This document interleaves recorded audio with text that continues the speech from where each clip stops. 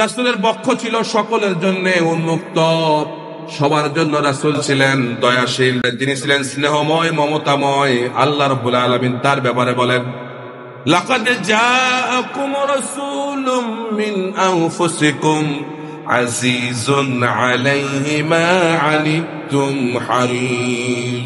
হারিসুন আলাইকুম বিল মুমিনিনা রাউফুর রাহিম। সময় শেষ, এজন্য আমি আর বেশি দেরি করতেছি না, আমার লোকেরা ওখান থেকে ফোন দিয়ে দিচ্ছে। 17 নম্বরে রাসূল করিম সাল্লাল্লাহু আলাইহি সাল্লাম তিনি ছিলেন কোমল হৃদয়ের অধিকারী।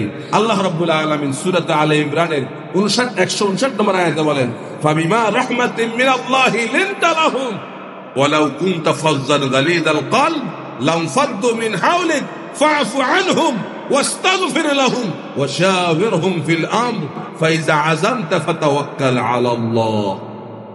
আল্লাহ রাব্বুল আলামিন বলেন, আল্লাহ রাব্বুল আলামিন হাবিব আপনার উপর অনুগ্রহ করেছে, এজন্য আজকে আপনার আচরণ এরকম কোমল। যদি আপনার আচরণ দৃঢ় হইতো তাহলে আপনার আশেপাশে একজনকে খুঁজে পাওয়া যাইতো না। যারা দায়িত্বশীল, যারা নেতা, এই আয়াত থেকে শিক্ষা গ্রহণ করুন। আচরণ হইতে হবে কোমল, আচরণ হইতে হবে কোমল।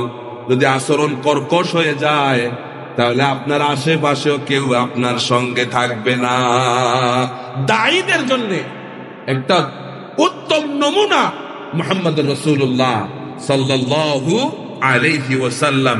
এই 17টা কারণ বললাম, এই 17টা কারণে রাসূল করিম সাল্লাল্লাহু আলাইহি সাল্লাম তিনি আমাদের একমাত্র, কথা বলেন, একমাত্র আদর্শ।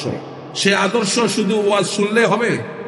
কথা বলেন, নাকি বাস্তব জীবনে রাসূলের আদর্শ সমাজের মধ্যে প্রতিষ্ঠিত করতে হবে? আমরা তো মনে করি রাসূলের আদর্শ শুধু মসজিদ, মাদ্রাসা আর মাহফিলে না। রাসূলের আদর্শ সমাজে এমন কোন সেক্টর নাই যে সেক্টরে আমার রাসূলের আদর্শ নাই। রাসূল রাজনীতি করেছেন? একজনে কয় না। রাসূল কি রাজনীতি করেছেন? এখন আমরা যদি করি খুশি হবেন না বেজার হইবেন? ও কয়েকজন আছে বেজার হইবেন, ও হুজুরও বোঝে আবার রাজনীতি করে। ইন্না লিল্লাহ, গেছে গেছে গেছে, হুজুরও বুঝে আবার রাজনীতি করবে।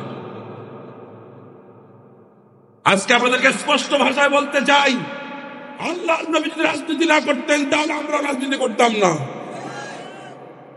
রাসূল রাজনীতি না করলে মদিনায় ইসলামী রাষ্ট্র প্রতিষ্ঠিত হইতো? কথা বলেন।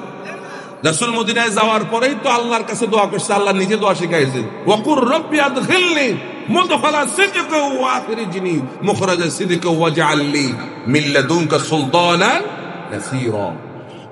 আল্লাহকে হাবিব দোয়া করো, আমি দোয়া নিজে শিখাই দিচ্ছি, দোয়া করো যে আমাকে সুলতানে নাসির দান করো। আয় আল্লাহ, আমাকে আপনি সুলতানে নাসির দান করুন। কেন? সুলতানে নাসির হচ্ছে রাষ্ট্র শক্তি।